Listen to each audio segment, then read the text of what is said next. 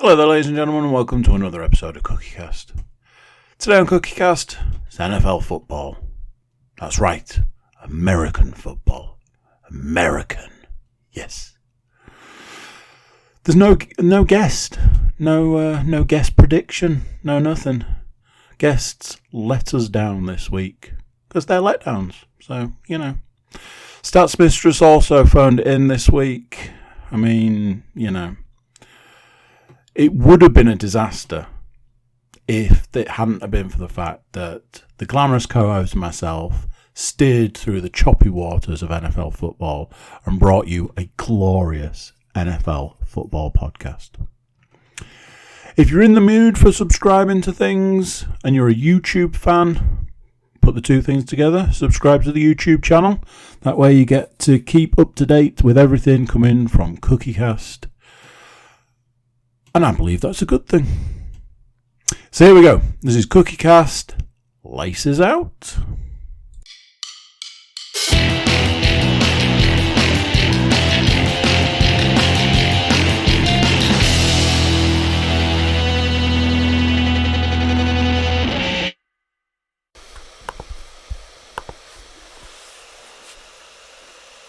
And we are off. Allegedly off. He says whilst checking, going, is that working? It's a small affair this week. Small affair. Big shout out to Colin Wright, the newest member of the Sin Bin. Cole, go fuck yourself.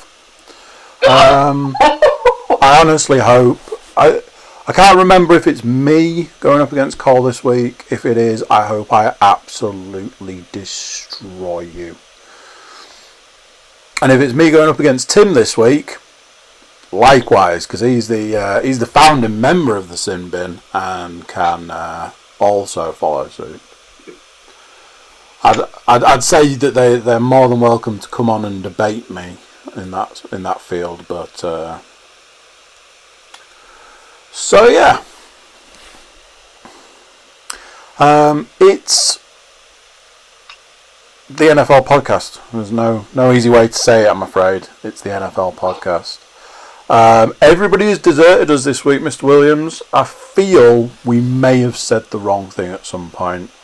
Unfortunately for me, casting my mind back, I'm struggling to see when I said the right thing. So it's like telling people in your league to go fuck themselves. Things like that. It's probably not the greatest idea. Not gonna lie. I'm here. We can only say what we can say, Andrew. So I'm here. My glamorous co-host with his lovely new haircut is here. The stats. Oh no, she's not here. Our guest this week. Oh no, we don't have any. It's gonna make for interesting predictions. That's for fucking sure. Easy. So, I mean, there's plenty there to be going on with. That's for sure. Last week.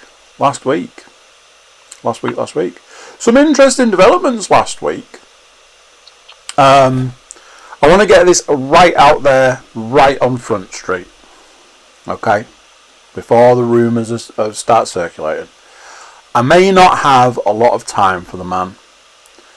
But here at Laces Out, we want to send our heartfelt, speedy recovery to one Dakari Prescott. What is sounding like a pretty severe ankle break. Compound fracture, I think it came through. Yeah. It was. It's one of those. There's times where personal feelings on things are superseded by. You never want anybody to be injured. In those situations. So a speedy recovery to Dak Prescott. So yeah. That's out there way out front. I have seen a stat, so I don't want to spoil the stat. But obviously we had returning quarterbacks this week. So that was very interesting. The old Acker. That's right. Pretty sure that blew its ass out game 1. It's great because that's back-to-back weeks you've been shafted before it even gets to the weekend. Back-to-back weeks. Thankfully, you won't have that problem this weekend because there's no Thursday night game this week, so you might be all right. I mean, I might. Yeah, there's been some upsets. We could always go to the live over to the Kansas City Chiefs locker room and have a conversation with those guys. Correct me if I'm wrong, believe that the Seattle Seahawks are the only undefeated team. 5-0, baby? No. No. So the Steelers are still undefeated. They've just not played 5 games. Yes. As are the Titans. The Titans. But yeah, the Steelers are the only team that are 5-0. Seahawks 5-0. Titans and Steelers 4-0. And yeah, off the top of my head, I can't see anyone else that's unbeaten. I don't know if quite a few 4-1 teams. But yeah. I just want to double check something in the stats before I again blow something out. Oh no, in one of your stats, this particular team gets mentioned, but not the thing I was going to say. The Falcons decided to clean house, didn't they? Tell you what, get your head coach and sling your rock, and while you're at it, take the general manager with you. Why don't you? Yeah, well, the only reason they did that was because the Texans had already done it. They got rid of their head coach and their general manager. Yeah. Just so happened they were the same night, but that's neither here nor there.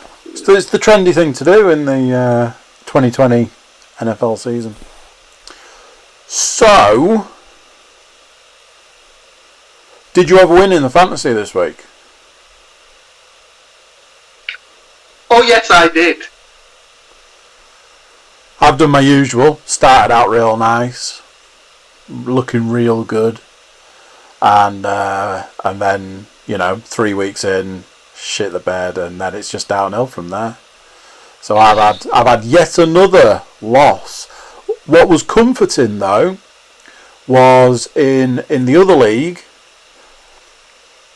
I also had a loss to somebody who, very much like the Seattle Seahawks, is 5-0. You know what makes it worse? They live in this house. Fucking shit house. Yeah. Yeah, but I bet she was nice. I bet she was perfectly, She hasn't mentioned it. She hasn't mentioned it at all.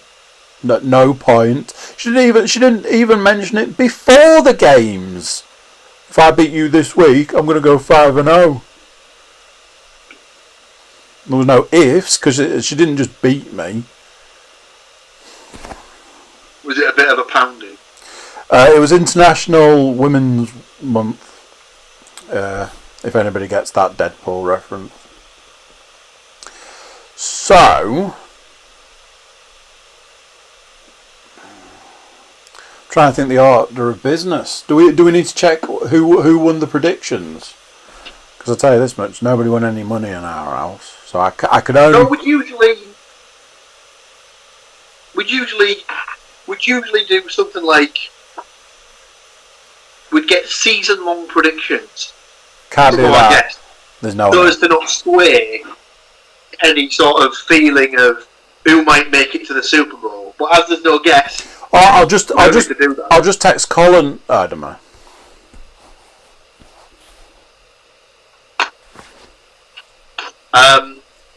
So we can always go to last week's predictions.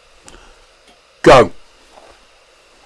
So I need some good news. I had 2 losses, and I lost 8 pence on bets. So 8 pence. that's all I had left in my betting account. It's an interesting amount to put on. It was all psychological. If I bet the 8 pence, the possible return was like £2.60 something. So then I was back in the black, wasn't I? Right, week 5. So, I'll bring them up slowly, so we can see how good we started. That's Pretty bad. It's not good. It got better. Oh, I'm not going to do that for the entire thing. good. However, needless to say, there was some moving about of games. For example, the Bills-Titans game was scheduled to take place at 6 p.m. on the Sunday. That didn't happen. It didn't. That one, in fact, at time of recording, that one has been played within the last 24 hours. So, in fact, no, it can't be within the last 12 hours. That'd be mental. So, 15 games to pick last week. However, the Broncos-Patriots game has been moved to this week. So, that game gets expunged from the record, so to speak. So we go down to 14 games to pick from. Now, in joint last place, with 9 out of 14 picks, is the stats mistress herself, but not someone that she lives with. It's this guy! 9 out of 14 is a good run. I don't care what you say. You know what? 9 out of 14, acceptable scoring. Better than half distance. Still not good enough to get the W. Or shall I say, share the W this week again. I don't think we've had a single week where someone's just won it outright. Yeah? I think you won. Week one, I got a win, and then ever since then we've had split winnings each week. So yes, tied for first place was yourself and said guest, insert guest name here, Matthew, 2 teams, 2 picks, take your time over your picks, Hermione. Matthew, with a whopping 10 out of 14 picks correct. I mean, again, we were off to a cracking start because everybody got the first one wrong. So, it can only go better from this point. For the second, I was going to say for the second week in a row, but in week 4, only I was stupid enough to pick the Jets to win. Oh. So not for the second week in a row, but yes, week 5 did not start off well for all of us, as we successfully thought that Tom Brady wasn't going to absolutely shit the bed, which is nice of him. Well, very, very controversial game. I don't know which rumour to believe. Let's put it that way. But apparently there was the 4th down thing, which. I mean, really? Yeah, I don't really get it. Really? What is it, 20? This is his 20th season. 20-year veteran. The GOAT. But apparently doesn't know when it's 4th down. It's alright though, mate, because there are never any clues to tell you what the down is. everywhere. It's literally everywhere. They play different types of music for the dance. Learn the music cues. And then there was the... so I'd read this thing and I was like, that doesn't sound very likely. But then I saw a video which would back up at least part of it. Something about he stormed off the field and didn't shake Foles' hand. And then it went on to say that Foles has then gone into the locker room and been like, you've disrespected me for the second time, but just remind me who won the game, and then walked out. Now, I wasn't sure whether they would have allowed him to walk into the locker room and have that conversation, because there was other stuff saying that he laughed in his face and stuff, which... But then I saw a video of the back end of the game, Brady storming off the field and Foles looking for him to speak to him, and was proper like, where is he? And he looked pissed, because it's not the first time he's done it to him.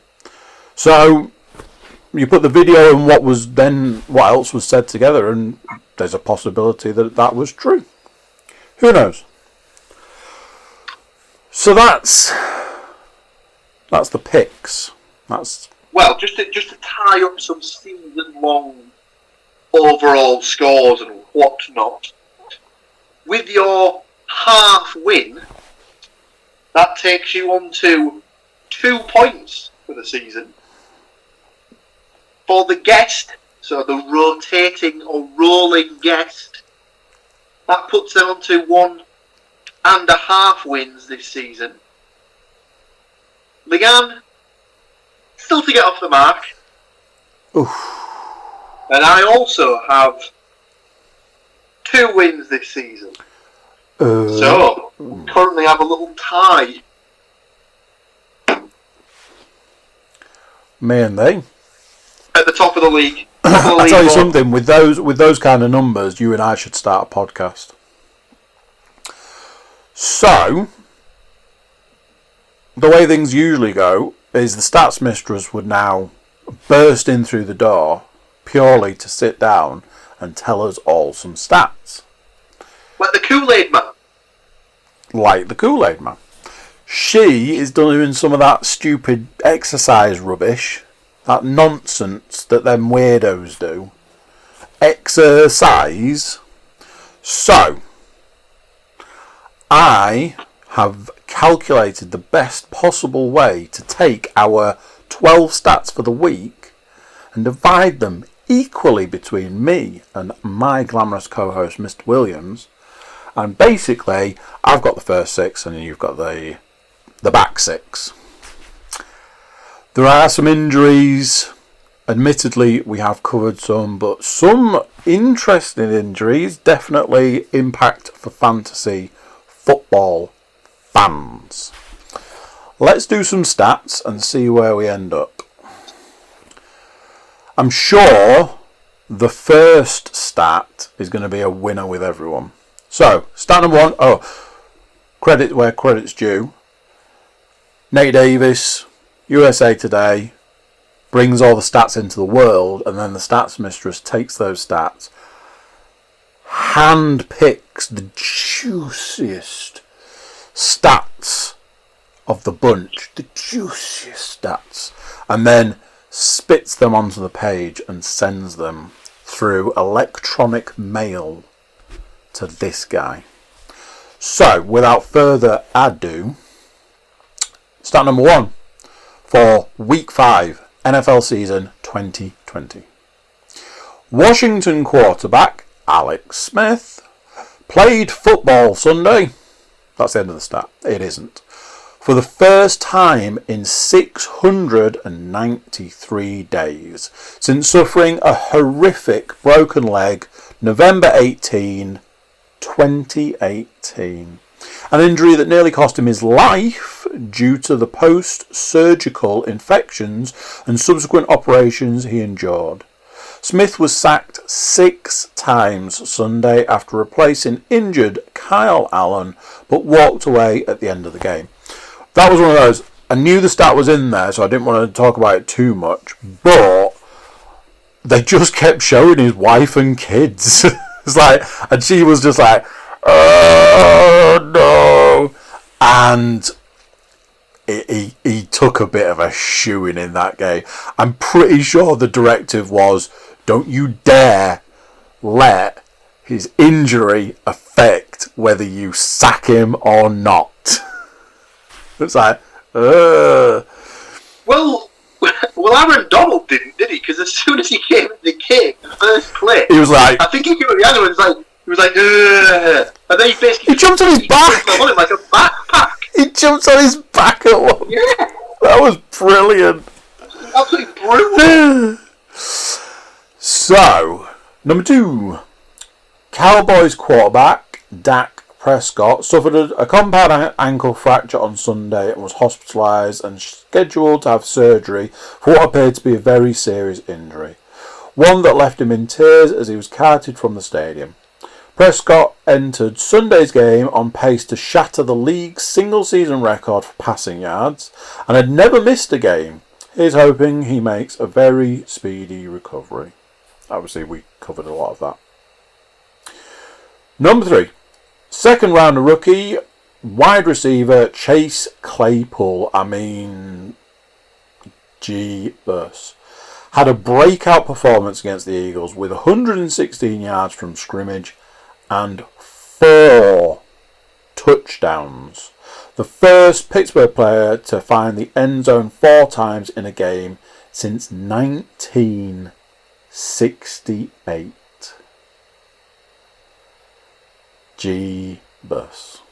Number 4. After beating the Colts, the Browns are 4-1 for the first time since 1994, when Bill Belichick was their coach.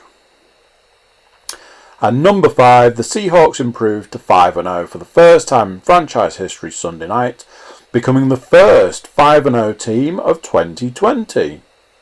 Quarterback Russell Wilson threw 3 more touchdown passes, giving him 19 for the season and putting him on pace for a record 61. Don't know if you saw today, but DK Metcalf went to give him his Madden 99, is it? When you get a Madden rating of 99, you get something for it. So yeah. Over to you. Well, in a similar vein to the teams that are on historic starts and whatnot, the Steelers are 4-0 for the first time since 1979. They also pulled off the same feat in 1978. They won the Super Bowl both years.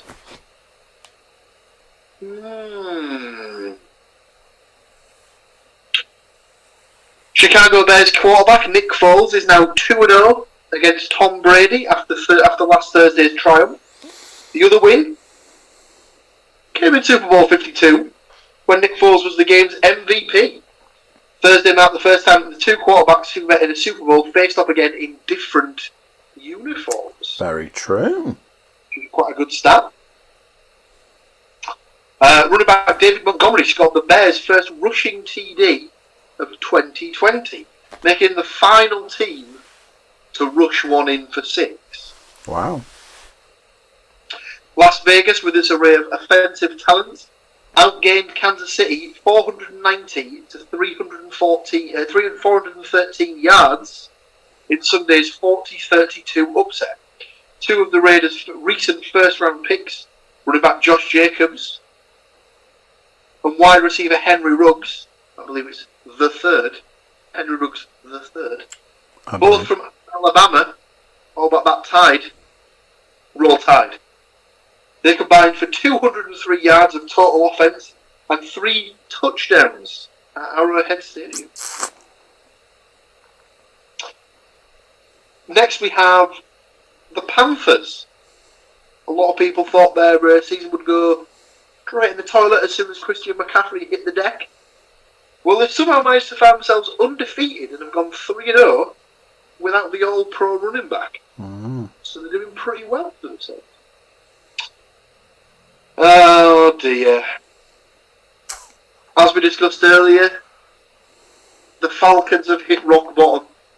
They're 0-5, and because of that, they've got rid of their head coach and their general manager as well. And this is the first time they're 0-5 since 1997. Pretty bad. I presume the rest of that stat isn't, but they went on to win the Super Bowl. Definitely not. Oopsie.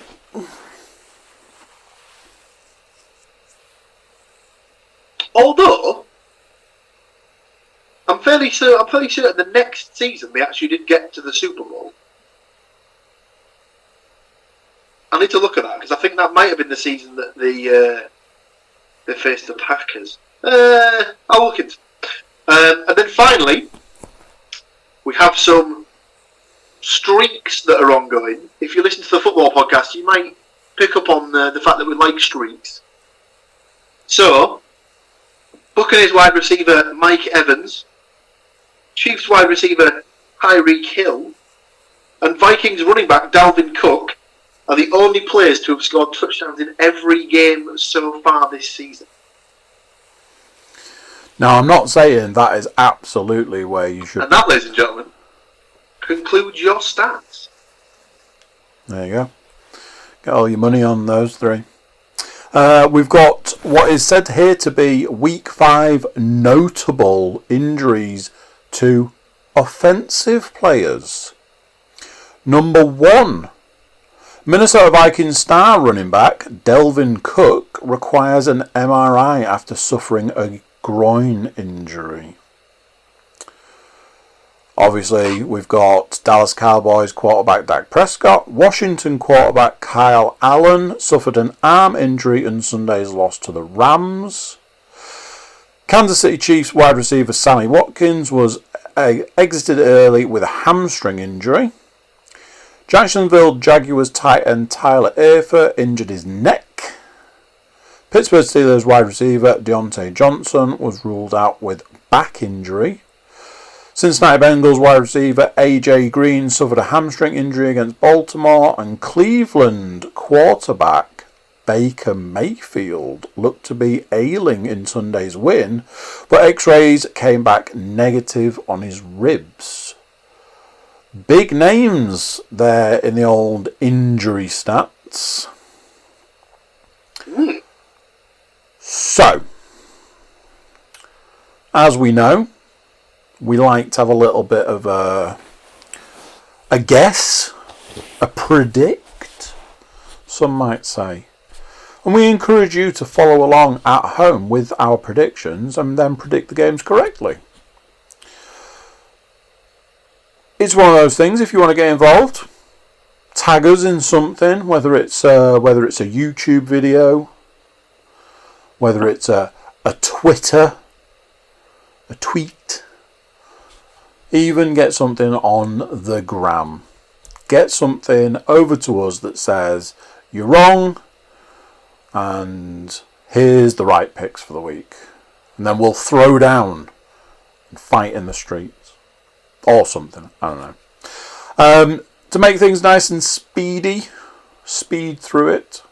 Already, I was straight off the bat, send out those picks. Stats Mistress, bit of a copier. She then sent her picks in. And I can only presume Mr. Williams knows who's going to win. So he has also provided his picks. Mr. Williams, talk to me about any standout games this week. What's the big money game? There's a couple of tasty games on the sketch. The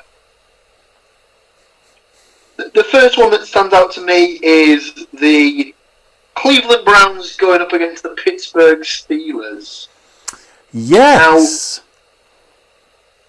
Now, obviously we've got one team undefeated, one team with one loss. However, technically they're both coming in off the back of 4 straight wins. So,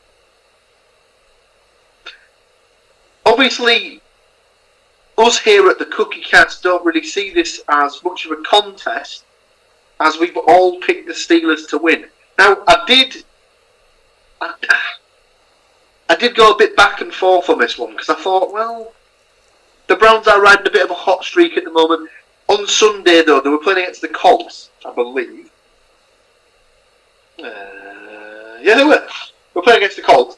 The Colts were up at times during that game, and I think they could, if things had gone a little bit different and P-Rib was a bit more on it, he might have been able to get them a little win there. So I just think based on that and the fact that the Steelers will be at home, might just give them the edge there. You and Leanne obviously seem to agree. So, I mean, not because it's a standout game because of the awesomeness of it. It's one of those dross-off games. There's a couple of them this week. Lions, Jaguars. That's one of them. I had a tough time picking that one. Right. The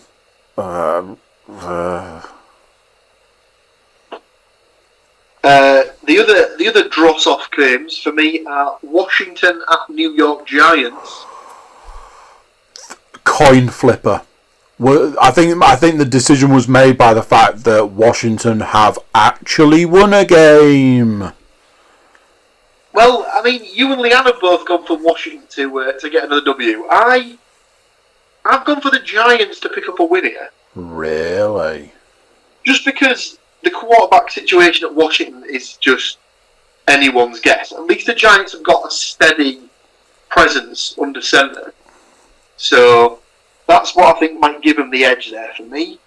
Another bit of a dross-off game is the Jets going up against the Dolphins. The only thing that you'd maybe argue there is that the Dolphins made the Niners look pretty ordinary on Sunday. I had a conversation at the weekend, and I was a bit like, I'm a little embarrassed to say this, but I'm kind of liking the Dolphins at the moment. I kind of like that they're a little scrappy team, and they're actually trying this season, and it shows. And I'm kind of secretly rooting for the Dolphins. I'm liking what I'm seeing. It's just a bit of fun in it. Other than that, I suppose the better games tend to be like later in the day or later in the week. You've got Packers against the Bucks. Yeah. Chiefs Bills. Chiefs Bills is shaping up to be something decent. Rams 49ers as well. I mean, personally, I think the 49ers are a bit of a joke. Personally, I think they've had their day. I had this conversation with someone in a group chat the other day. I felt they didn't really make it to the Super Bowl by being one of the best two teams last season. They more made it to the Super Bowl with the fact that the NFC was very weak last season for me. So I think they're going to resort back to type, and the Rams are going to take care of business there. Yeah.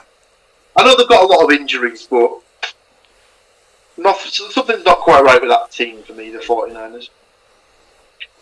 And then Monday Night Football is Cardinals at the Cowboys. It'll be interesting to see whether the Cowboys between now and whenever the trade deadline is look to bring in another quarterback, or if they're just going to ride Dalton between now and the end of the season. I mean, who's out there really? I mean, is it the sort of thing where they might, if they feel he's the sort of quarterback who could get them into the postseason, would they be tempted to go to Miami and say, we know you've got two of there ready to start. Can we take Fitzpatrick off your hands and just go with him until the end of the season? I don't know. I mean, don't know. If they're happy with Dalton as their starter, are they going to have to bring in another guy to be the backup? You just don't know really. So you'd imagine there'll be some movement for the Cowboys between now and the trade deadline. I'll just double check on the NFL app to make sure they haven't signed anyone this week. Oh, that's something else that came out in the last day or so.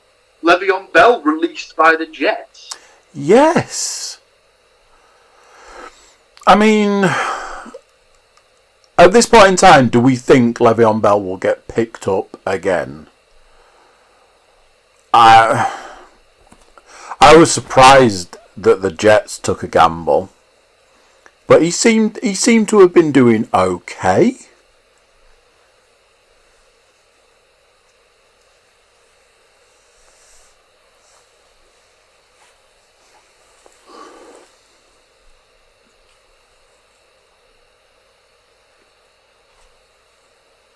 Oh, has he gone? No, has he? Is he there? Oh, he's back. Is he back? Any audio listener right now is like, the fucking hell's going on? There is potential internet issues, which for the YouTube watcher out there is having an... Oh, he's back. He's waving. Things are moving. I swear, if that is not the thumbnail for the YouTube, I'm going to make it the thumbnail. That was fucking amazing. So, I don't really know what point we got to when the... I said, did you think that Le'Veon Bell would get picked up at this point?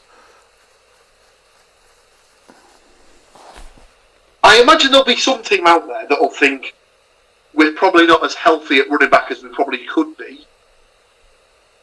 Is he worth the sort of risk of alienating the dressing room by bringing him in? That's the question you have to answer. Is he more of a hindrance than a help? Don't know. But on the NFL app, hopefully it won't play any sort of video, but apparently Maurice Jones-Drew has drawn up 6 potential landing spots for Le'Veon Bell. So, by the sounds of it, his top 2 places where he thinks he might land is the Buffalo Bills or the Chicago Bears.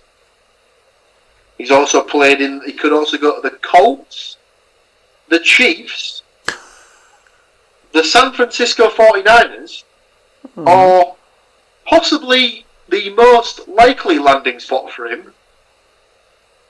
Have you heard of a little team called the Pittsburgh Steelers? So, I mean, could he end up going back as he burned too many bridges in Pittsburgh to rejoin the team? I'm pretty sure those bridges are still on fire now. Yeah. Listen, at the end of the day, if you can get him fit, if you can get him behind an offensive line that's going to create spaces and create holes for him, you can't argue that he's not a fantastic running back. It's just the fact that he's now what? He didn't play. Was it 2 seasons ago he had to sit out of the entire season? Yep. Last season he barely played because he was injured a lot. Mm-hmm. He's been on injured reserve this season since week 1.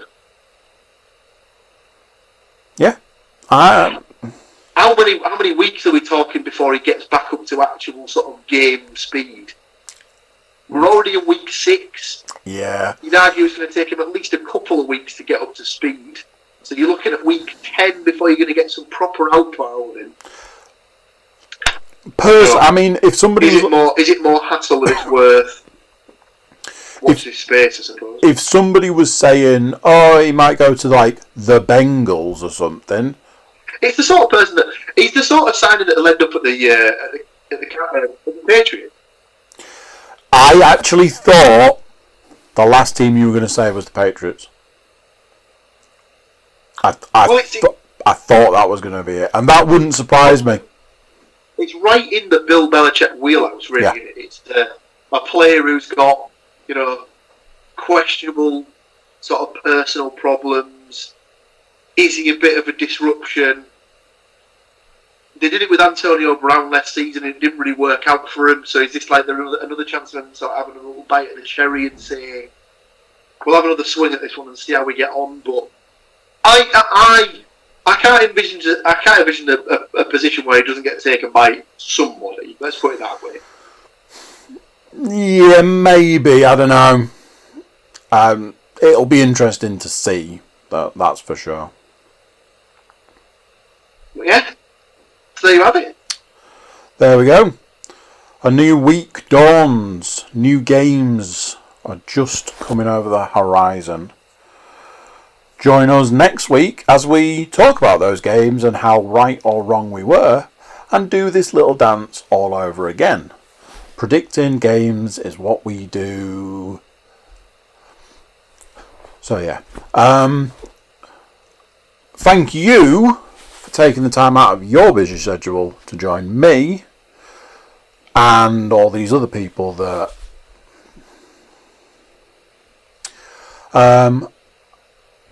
I will speak to you, no doubt.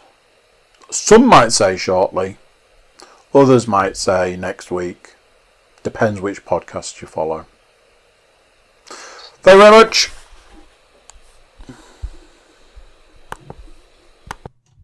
So there you go, what do you think of that?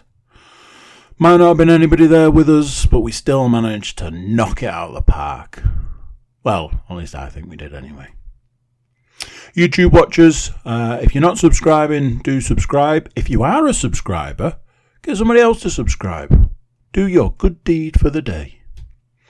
Everybody jump over to cookiecast.com. Check us out over there. You can send us social media love. You can send us email love. You can send us love in the post. Yeah. Anyway, that's it for this one. Till next time, I'm going to say bye, and I'll see you then. Bye.